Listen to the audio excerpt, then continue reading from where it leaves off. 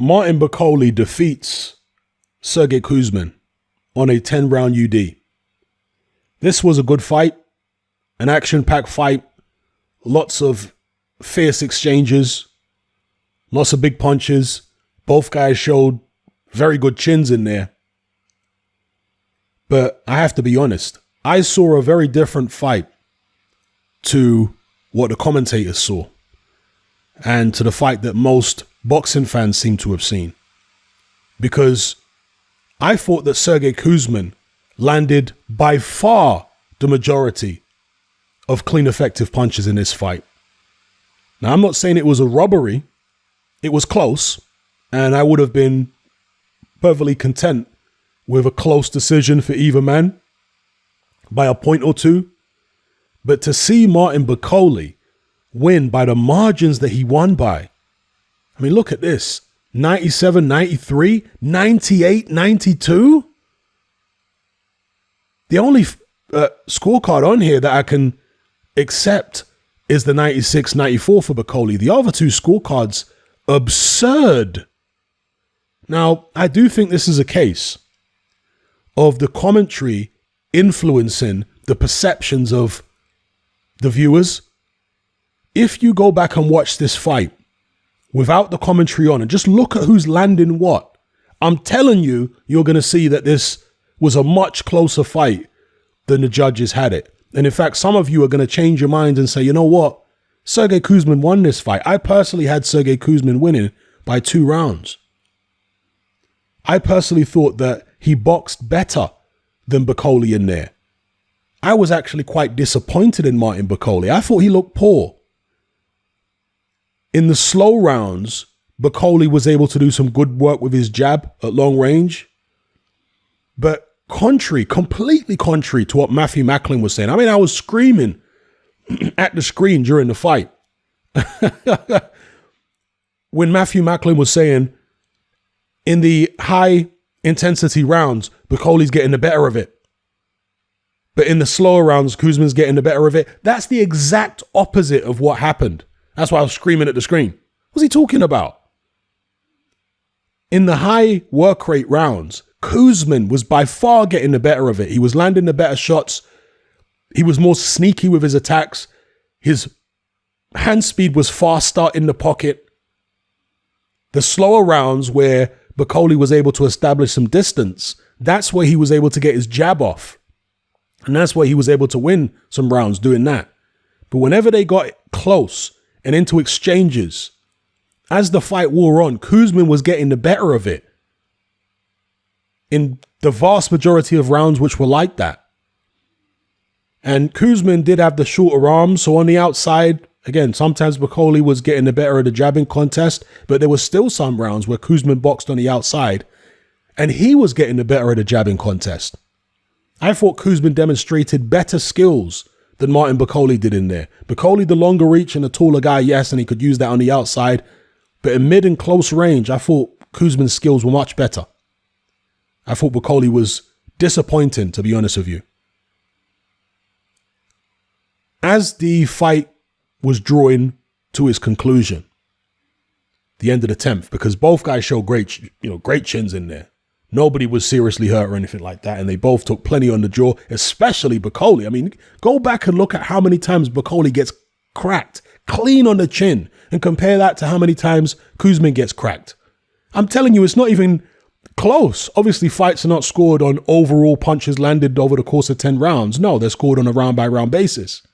But nevertheless, Kuzmin landed by far the most eye-catching power shots in this fight.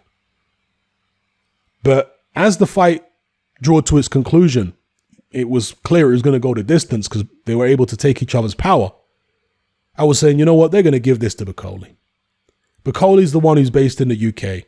Bakole's the one who's got this kind of cult following in Scotland. He's obviously, based up there in Scotland. And I think Kuzmin has some kind of contract with Matchroom and DAZN, doesn't he? Doesn't have a Sky contract as far as I'm aware, but he has some kind of Matchroom and DAZN contract. So even though he's also a house fighter, as far as I'm aware, Bakole more so. Kind of like when Daniel Dubois fought Joe Joyce or Anthony Yarde fought Lyndon Arthur. Yarde and Dubois were very much the house fighters, even though the other guys were also signed to Warren. Same situation here with Bakole and Kuzmin. It was clear going into the bout, Bakole was the guy who they wanted to win. And I think that was reflected in these absurd scorecards. The fact that not even only one of them had it relatively close. The other two had it wide for Bakole. What fight were they watching? So we can't just be suspicious of Frank Warren shows where you get disturbing scorecards in the Anthony Yarde, Lyndon Arthur fight and Daniel Dubois, Joe Joyce fight. No, we also have to be suspicious of fights like this where you get scorecards that have Martin Bakole ahead by such wide margins. Again, I know some of you are going to disagree. Oh, Bakole won. I think you are being influenced, heavily influenced. Your perception has been skewed by the commentary, both the Sky commentary, and that's what I watched, but also apparently the DAZN commentary. They had Bakole winning the fight, clearly, apparently. No, that's not what happened. I implore you, go watch it again with the commentary off and just look at who's landing the punches, especially as the fight progresses into the second half. It's all Kuzmin. And you could see they were trying to spin a narrative at the end of the bout. Oh, look at Bakole. He knows he's won it, but Kuzmin doesn't think he's won it. It was a tiring fight.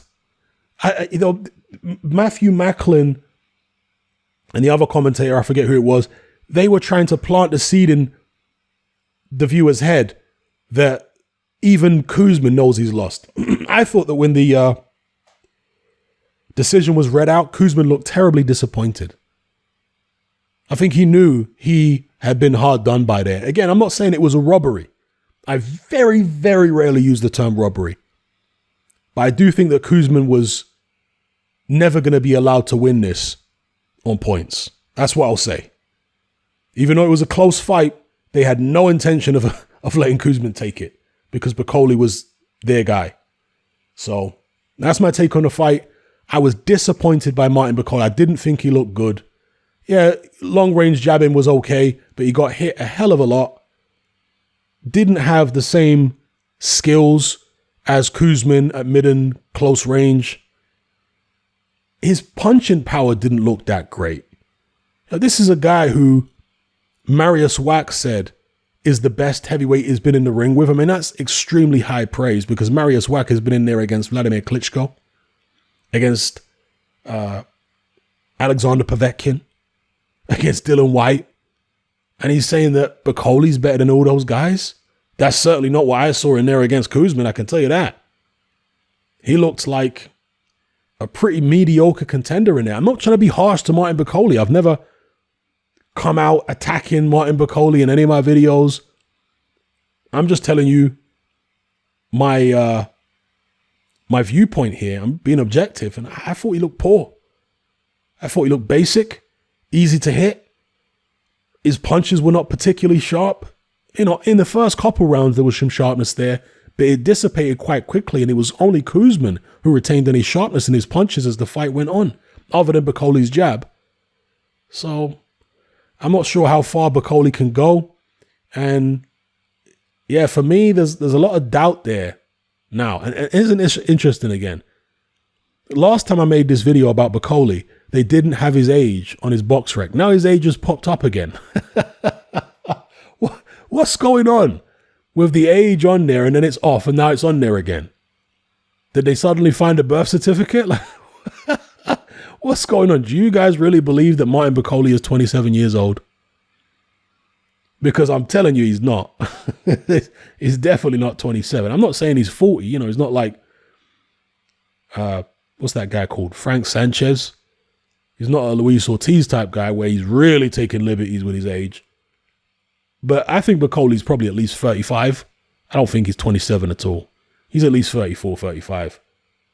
But yeah, I'm going to need a lot of convincing when it comes to Martin Bakole based upon what I saw there. And maybe he will redeem himself in my mind somewhere down the line. But yeah, this wasn't an impressive performance. Let me know what you guys think in the comments below.